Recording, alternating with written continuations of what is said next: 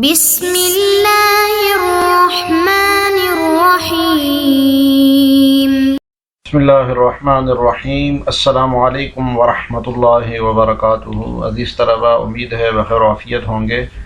تفسیر جلالین سورۃ النساء سبق نمبر 169 کے ساتھ آپ کے سامنے حاضر ہیں۔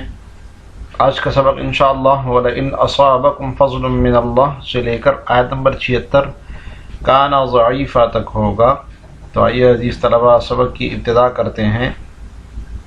وَلَئِنْ أَصَابَكُمْ فَضْلٌ مِّنَ اللَّهِ لَيَقُولَنَّ كَأَن لَّمْ تَكُن بَيْنَكُمْ وَبَيْنَهُ مَوَدَّةٌ، اور اگر اللہ کی طرف سے کوئی فضل یعنی فتح اور مال کی غنیمت تمہارے ہاتھ آئے، لَيَقُولَنَّ تو وہ کہے گا كَأَن لَّمْ تَكُن بَيْنَكُمْ وَبَيْنَهُ مَوَدَّةٌ، گویا تمہارے اور اس کے درمیان کبھی کوئی دوستی تھی ہی نہیں۔ کیا کہے گا؟ یا لیتنی کنت معہم، کہ کاش میں بھی ان لوگوں کے ساتھ ہوتا، فافوز فوزا عظیما، تو بہت کچھ میرے ہاتھ لگ جاتا۔ جیسے پہلی والی آیت میں اللہ تعالیٰ نے فرمایا کہ منافقین کی حالت کا بتایا تھا کہ اگر کوئی شکست کی حالت جہاد میں مل جاتی ہے یا شہادت مل جاتی ہے تو یہ لوگ کہتے ہیں قد انعم اللہ علیہ، کہ اللہ نے میرے اوپر بڑا انعام کیا کہ اذ لم اکن معہم شہیدا، کہ میں ان کے ساتھ وہاں حاضر نہیں تھا تو مجھے بھی وہ مصیبت پہنچتی۔ تو اللہ نے فرمایا کہ اگر آپ کو کوئی اللہ کا فضل پہنچ جائے یعنی مالی غنیمت مل جائے تو یہ لوگ بہت حسرت اور پشیمانی کا اظہار کرتے ہیں کہ کاش میں بھی ان کے ساتھ ہوتا۔ تو منافقین کی قلبی اضطراب کا ذکر ہے اس میں۔ وَلَئِن لام قسم، لئن میں جو لام ہے یہ لام قسم کا ہے، صاحب جلالین بتا رہے ہیں، یعنی اس کا جواب قسم آگے ہوگا۔ اصابکم فضل من اللہ، اللہ تعالیٰ کی طرف سے تمہیں کوئی فضل پہنچ جائے، کفتح وغنیمت، فضل کی مثال، فضل کی صورت کیا ہوگی؟ فتح مل جائے جہاد میں، وغنیمت مال غنیمت مل جائے، لیقولن تو وہ ضرور کہے گا نادما نادم ہو کر، ٹھیک ہے، حال اس کا معذوف نکالا ہے۔ کأن لم تکن، کأن مخففۃ، ان مخففہ من المثقلہ ہے، ٹھیک ہے، اصل میں کأن تھا، واسمھا محذوف، اور اس کا اسم محذوف ہے، یعنی ای کأنہ و کأنہ، تو کہے گا کأنہ، ٹھیک ہے، تو اس کا اسم محذوف ہے، تو ان مخففہ من المثقلہ بھی ہے اور اسم بھی معذوف ہے کیونکہ ضمیر شان ہے، کأنہ ہے۔ لم تکن بالیاء والتاء، جی لم تکن کی دو قراتیں بتائی ہے کہ ایک یا کے ساتھ ہے لم یکن اور ایک تا کے ساتھ ہے لم تکن، جی گویا کہ نہیں تھی بینکم تمہارے درمیان اور ان کے درمیان، وبینہ اور اس کے درمیان، مودۃ محبت، معرفۃ وصداقۃ پہچان، جان پہچان، تعلق، وصداقۃ اور دوستی، گویا کہ کوئی دوستی ہی نہیں تھی۔ تو مودت کا معنی بتایا، مودت کا معنی صاحب جلال نے بتایا معرفۃ، جان پہچان ہونا اچھی طریقے سے، وصداقۃ اور دوستی والا ہونا، تو محبت والا معاملہ ہونا۔ وَهَذَا رَاجِعٌ إِلَىٰ قَوْلِهِ قَدْ أَنْعَمَ اللَّهُ عَلَيَّ، اور صاحب جلالین بتا رہے ہیں کہ أَن لَّمْ تَكُن بَيْنَكُمْ جو جملہ ہے اس کا تعلق قد انعم اللہ علیہ کے ساتھ ہے۔ اعترض یا اعتراض بین القول والمقولۃ، یہ قول مقولہ کے درمیان میں جملہ معترضہ ہے۔ قول کیا ہے؟ لیقولن کہ وہ ضرور کہتا ہے، مقولہ کیا ہے؟ یا لیتنی کنت معہم فافوز فوزا عظیما، کہ کاش میں ان کے ساتھ ہوتا تو مجھے بڑا انعام ملتا۔ تو قول مقولے کے درمیان میں یہ جملہ آیا ہے کہ ان لم تکن بینکم وبینہ مودۃ، صاحب جلالین بتا رہے ہیں وَهَذَا رَاجِعٌ إِلَىٰ قَوْلِهِ قَدْ أَنْعَمَ اللَّهُ عَلَيَّ، کہ اس کا تعلق قد انعم اللہ علیہ کے ساتھ ہے جو پیچھے گزرا تھا، قال قد انعم اللہ علیہ، اس کے ساتھ اس کا تعلق ہے۔ کیا مطلب یہ کہ وہ پیچھے اللہ تعالیٰ نے کہا تھا فَإِنْ أَصَابَتْكُمْ مُصِيبَةٌ، تو گویا عبارت یوں بنے گی فَإِنْ أَصَابَتْكُمْ مُصِيبَةٌ قَالَ كَأَن لَّمْ يَكُن بَيْنَكُمْ وَبَيْنَهُ مَوَدَّةٌ قَدْ أَنْعَمَ اللَّهُ عَلَيَّ إِذْ لَمْ أَكُن مَّعَهُمْ شَهِيدًا، کہ اگر تم لوگوں کو کوئی مصیبت پہنچ جائے تو گویا کہ تمہارے درمیان اور ان کے درمیان میں کوئی دوستی، کوئی محبت ہے ہی نہیں۔ وہ کہتے ہیں کہ اللہ نے میرے اوپر بڑا انعام کیا ہے کہ میں ان کے ساتھ تھا ہی نہیں۔ تو اس کا تعلق ماقبل والے جملے کے ساتھ ہے، اور یہاں جملہ معترضہ کے طور پر آیا ہے قول مقولے کے درمیان میں۔ اعترض به بین القول والمقولہ ومقولہ، کہ اس کو جملہ معترضہ لایا گیا ہے قول اور مقولے کے درمیان میں۔ وہوا ضمیر کا مرجع مقول ہے، یہ مقولہ کیا ہے؟ یا لیتنی کنت ترابا، یا للتنبیہ یا تنبیہ کے لیے ہے، لیتنی کاش کہ ہوتا میں ان کے ساتھ فافوز فوزا عظیما تو مجھے بڑا انعام مل جاتا. یہ تمنی کا جواب ہے، ٹھیک ہے، تمنی کا جواب ہے اور اس کی خبر بھی بن رہی ہے. طيب آخذ حظا وافرا من الغنیمت، یعنی میں لے لیتا ایک بڑا حصہ غنیمت میں سے. قال تعالیٰ، تو اللہ تعالیٰ نے جواب میں فرمایا فلیقاتل فی سبیل اللہ الذین یشرون الحیات الدنیا بالآخرہ، کہ پس چاہیے اللہ کے راستے میں وہ لوگ لڑیں جو دنیاوی زندگی کو آخرت کے بدلے بیچ دے. فلیقاتل فی سبیل اللہ الذین یشرون الحیات الدنیا بالآخرۃ، جو بیچتے دنیاوی زندگی کو آخرت کے بدلے میں. ومن یقاتل فی سبیل اللہ، اور جو اللہ کے راستے میں لڑے گا، فیقتل او یغلب، پھر چاہے وہ قتل ہو جائے یا غالب آ جائے، فسوف نؤتیہ اجرا عظیما، ہر صورت میں ہم اس کو زبردست ثواب عطا کریں گے. جی قال تعالی فلیقاتل فی سبیل اللہ، تو یہ فا جواب کے لیے ہے. فا جواب یہ گویا کہ اللہ تعالیٰ بتا رہے ہیں کہ اگر وہ جہاد میں شریک نہ ہوں، اگر وہ پیچھے رہ جائیں تو فکر کرنے کی ضرورت نہیں ہے، کیونکہ قتال تو کون لوگ کرتے ہیں؟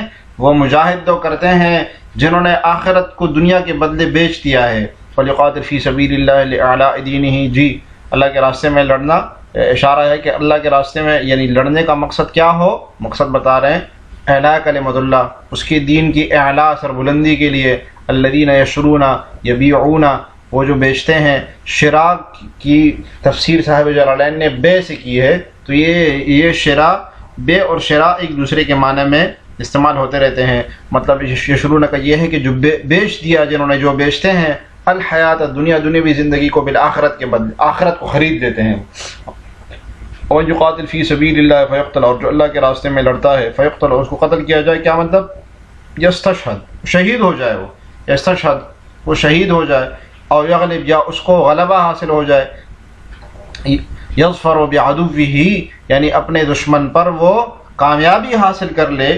یہ دو صورتیں ہیں، ٹھیک ہے. مجاہد کے لیے دو صورتیں بتائی اللہ تعالیٰ نے. ایک صورت یہ کہ اس کو شہادت حاصل ہو جائے، اور دوسری صورت یہ کہ اس کو غلبہ حاصل ہو جائے. فسوف نؤتیہ اجرا عظیما، تو بس اللہ تعالیٰ بتا رہے ہیں ہم قریب ہم اس کا بڑا اجر دیں گے، ثوابا جزیلا، ہمیشگی کا ثواب.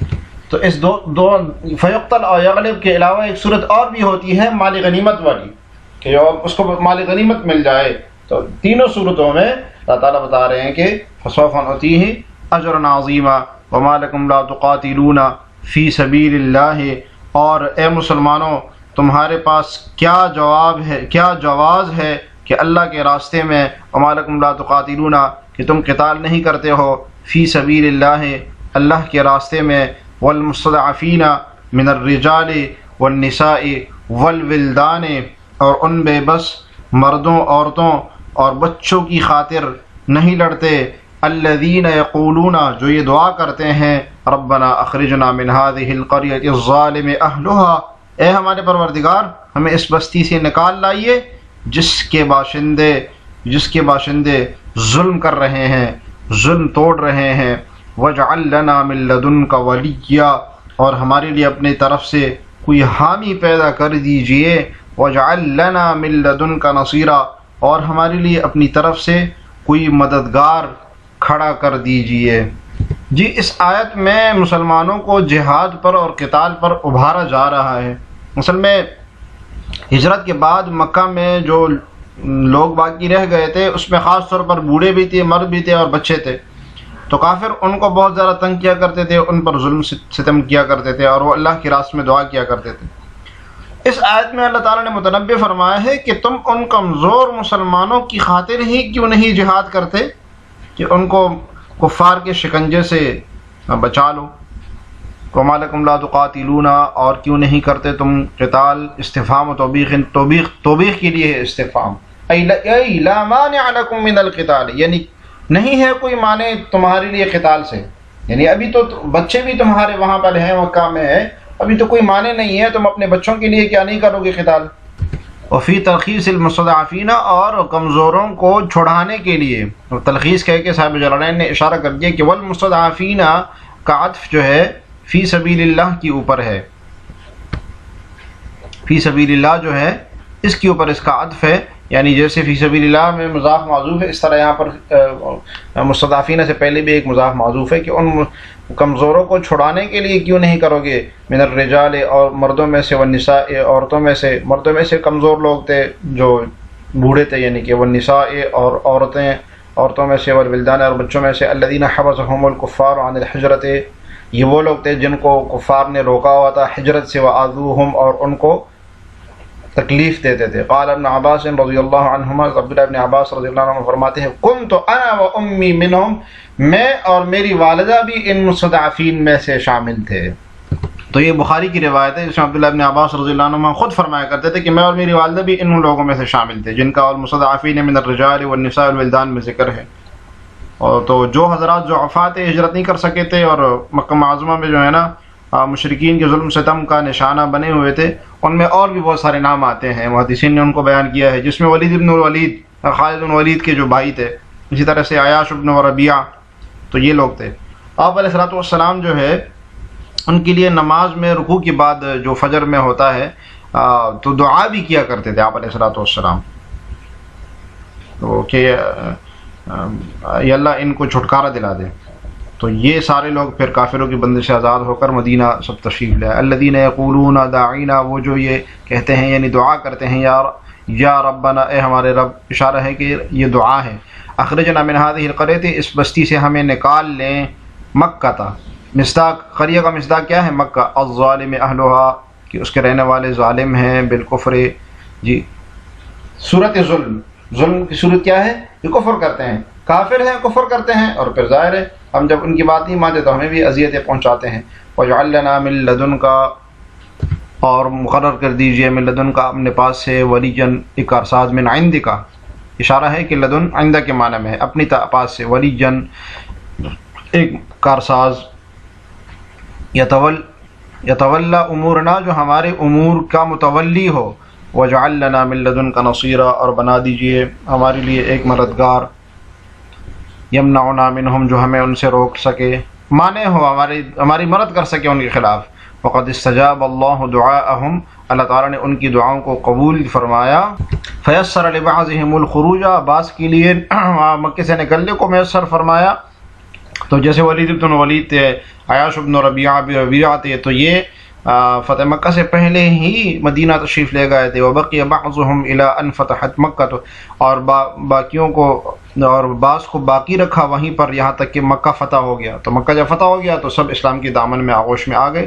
وولی علیہم عتاب بن اسید، اور ان کے اوپر عتاب بن اسید کو متولی مقرر کیا۔ آپ جب فتح مکہ کے بعد واپس آ رہے تھے اور جو لوگ وہاں رہ گئے ان کو متولی بنایا ان کا۔